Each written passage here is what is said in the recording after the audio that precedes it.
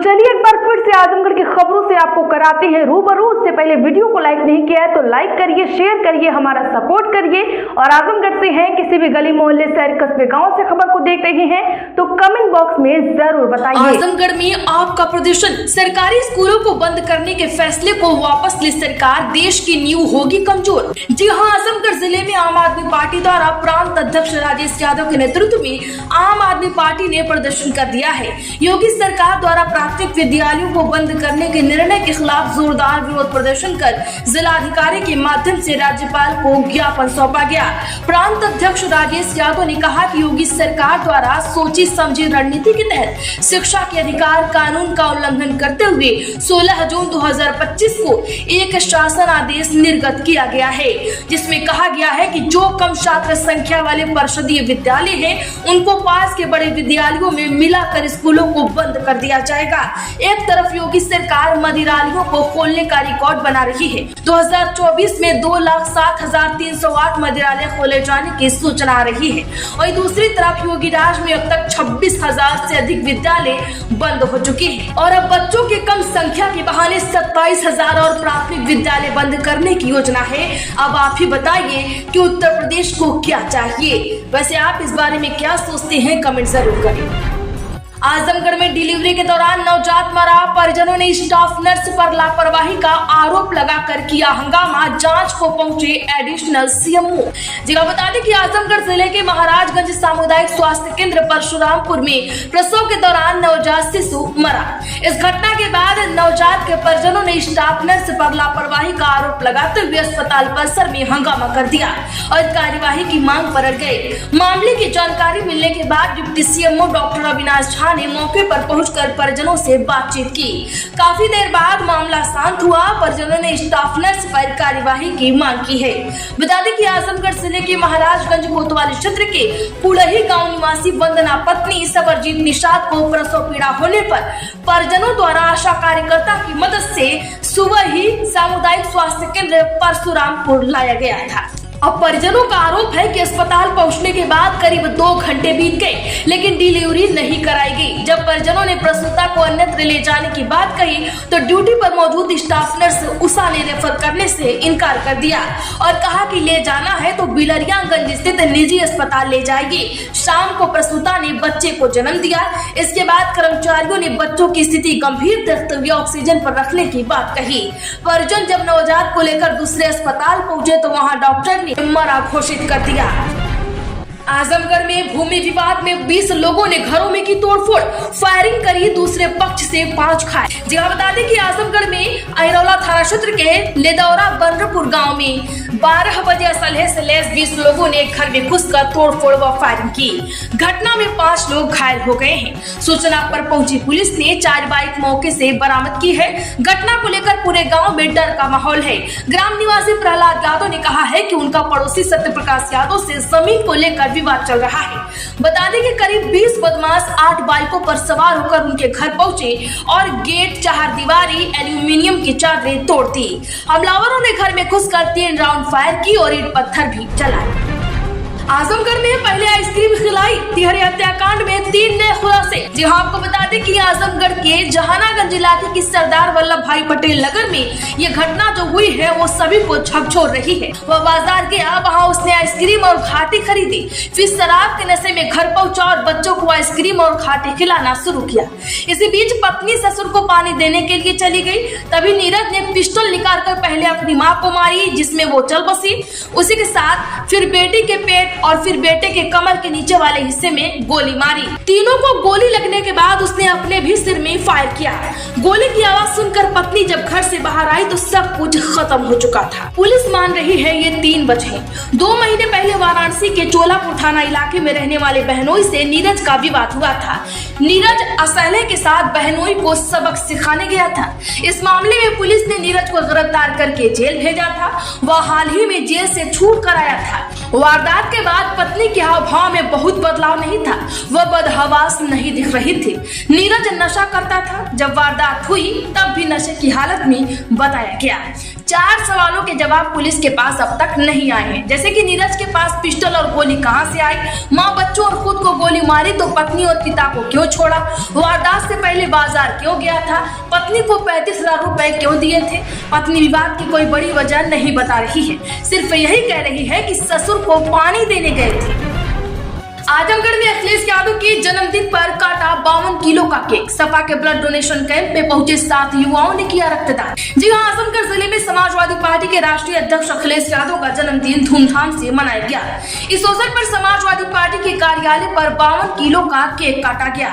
इसके साथ ही अखिलेश यादव के लंबे उम्र की कामना की गई है। सांसद धर्मेंद्र यादव के नेतृत्व में विधायक दुर्गा प्रसाद यादव, जिला अध्यक्ष हवलदार यादव ने सदर अस्पताल में भर्ती मरीजों को फल वितरित किया।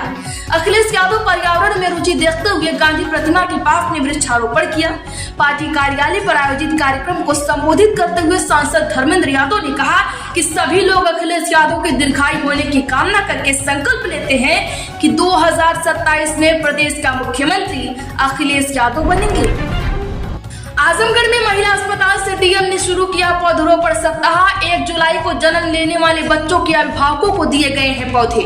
यहाँ आजमगढ़ जिले के डीएम रविंद्र कुमार ने जिला महिला अस्पताल में पौधारोपण सप्ताह का शुभारंभ किया। इस अवसर पर आजमगढ़ जिले के डीएम ने एक पेड़ मां के नाम लगाने को लेकर 1 जुलाई को जन्म लेने वाले बच्चों के अभिभावकों को एक पौधा और ग्रीन गोल्ड सर्टिफिकेट भी दिया। इसके साथ ही सभी से इन पौधों की अपने बच्चों की तरह संरक्षण करने की अपील की है।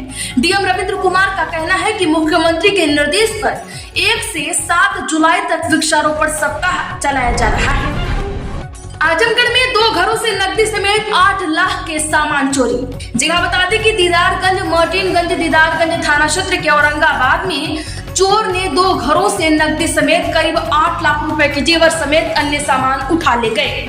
सुबह घटना की सूचना मिलने पर फोरेंसिक टीम के साथ पहुंची पुलिस ने जांच की। औरंगाबाद गांव के निवासी रविंद्र कुमार सिंह पुत्र दया शंकर सिंह के परिजन रात में खाना खाकर सो रहे थे। रात में घर के पीछे लगे चैनल गेट का ताला तोड़कर अंदर घुसे चोरों ने अलमारी का ताला तोड़ दिया। अलमारी में रखा सोने का हार, 2 चेन, मंगलसूत्र, 3 अंगूठियां, चांदी के पायल, पर्स में रखे 30,000 रुपए के अलावा अन्य सामान ले गए। यूपी में 37 नायब तहसीलदारों को मिला प्रमोशन, बने तहसीलदार, देखे लिस्ट। जी हां, यूपी की योगी सरकार ने आज 37 नायब तहसीलदारों को प्रमोशन देकर तहसीलदार बना दिया है। अपर भूमि व्यवस्था आयुक्त अरविंद सिंह ने इस संबंध में आदेश जारी कर दिया है। राजस्व परिषद ने लिस्ट जारी कर दी। इससे पहले योगी सरकार ने 63 तहसीलदारों को प्रमोशन देकर एसडीएम को बनाया है। आपको बता दें कि सचिवालय सेवा के 8 अधिकारियों को प्रमोशन मिला है। संसदीय कार्य विभाग में तैनात शिवाजी सिंह को संयुक्त से विशेष सचिव पद पर तैनाती मिली है। आजमगढ़ में टूथपेस्ट, कपड़े, जूते और बर्तन सस्ते हो सकते हैं। सरकार इन आइटम्स का जीएसटी स्लैब 12% से घटाकर 5% करने की तैयारी कर रही। जी हाँ, टूथपेस्ट, बर्तन, कपड़े, जूते जैसे आम आदमी के इस्तेमाल में आने वाले आइटम्स जल्द ही सस्ते हो सकते हैं। इस साल की शुरुआत में इनकम टैक्स में कई रियायतें देने के बाद मोदी सरकार अब मिडिल क्लास और लोअर इनकम फैमिली को गुड्स एंड सर्विस टैक्स यानी जीएसटी में कटौती कर राहत देने की तैयारी कर रही है। रिपोर्ट्स के मुताबिक सरकार 12% जीएसटी स्लैब को पूरी तरीके से खत्म करने का वर्तमान में 12% टैक्स वाले आइटम्स को 5% स्लैब में ला सकती है। सूत्रों के हवाले से जानकारी मिल रही है कि इस रिस्ट्रक्चरिंग यानी बदलाव में मिडिल क्लास और इकोनॉमिकली वीकर सेक्शन के यूज में आने वाले आइटम से शामिल होंगे। आजमगढ़ में पुलिस का गुड वर्क, बाइक लूट गिरोह का पर्दाफाश, 2 आरोपी गिरफ्तार, बाइक भी बरामद। जगह बता दें कि एरोला थाना क्षेत्र में 24 जून की रात कवलगढ़ पुल के पास हुई लूट की वारदात का पुलिस ने आज खुलासा कर दिया है। पुलिस ने लूटी गई बाइक के साथ 2 लुटेरों को गिरफ्तार किया है। आरोपी अशोक कुमार सिंह और दारा सिंह थाना पवई के इब्राहिमपुर के निवासी है। इन्हें निजामाबाद गाँव के पास पूर्वांचल एक्सप्रेसवे के सर्विस लेन पर रूपाई पर पुलिया के पास से पकड़ा गया है। बता दें कि एसपी ग्रामीण चिराग जैन ने इस बात की जानकारी दी। आरोपियों के पास से विनोद यादव निवासी गौरी की लूटी गई बाइक भी बरामद की गई है। आजमगढ़ में आज सोने चांदी के दाम में गिरावट, सोना 173 रुपए गिरकर 97,257 पर आया। चांदी 1,063 रुपए कम होकर 1,06,000 रुपए किलो बिक रही।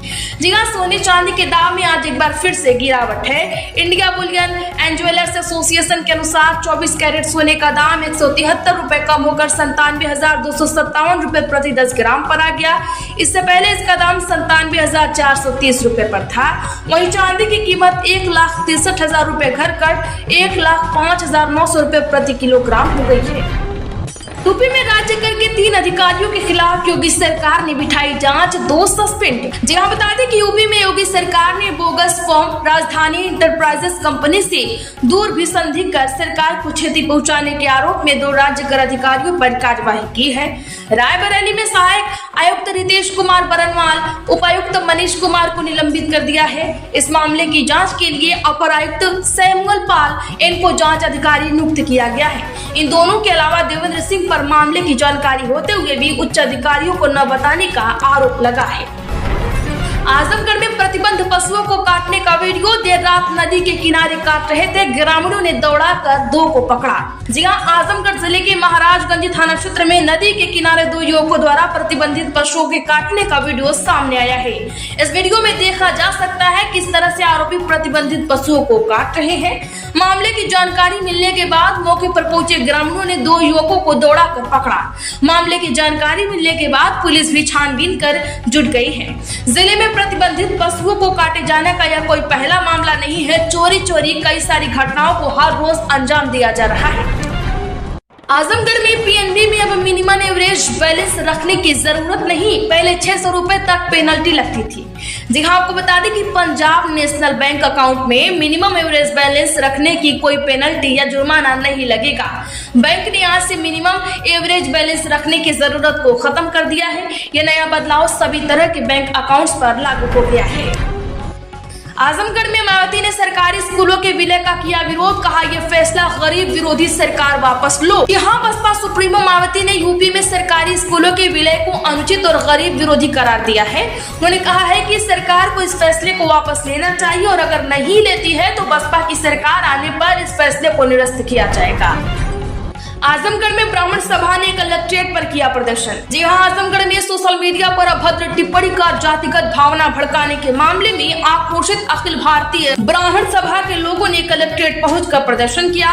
उन्होंने सभा के राष्ट्रीय वरिष्ठ उपाध्यक्ष पंडित सुभाष चंद्र तिवारी, कुंदन एवं प्रदेश अध्यक्ष शर्मानंद पांडे के नेतृत्व में जिला प्रशासन को ज्ञापन सौंपकर कार्रवाई की मांग की है।